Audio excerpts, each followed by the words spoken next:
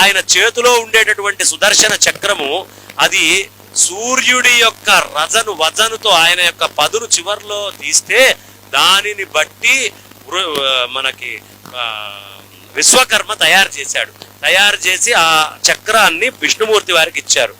ఆ చక్రాన్ని ఒక్కసారిగా అంటే స్తంభించగలిగినటువంటి ఆత్మశక్తి కలిగిన పరమాత్మ ఆ చక్రాన్ని నోట్లో పెట్టుకున్నాడట. ఈ చక్రం నోట్లో పెట్టుకోవడం పరమేశ్వరుడు అనేది ఇద్దరే చేశారు. ఒకటి గణపతి చేశాడు, రెండోది ఆంజనేయ స్వామి వారు చేశారు. ఆంజనేయ స్వామి వారేమో సుదర్శనుడి గర్వభంగం చేయడం కోసం ఎదురుగుండా కాపలా ఉండయా, ఎవరైనా వస్తే రానీకుండా ఆపు అని కృష్ణావతారంలో చెప్తే ఆ రామచంద్రమూర్తి పిలిచాడు అనేటప్పటికీ ఆయన చిరంజీవి కాబట్టి ద్వారకకు వస్తాడు.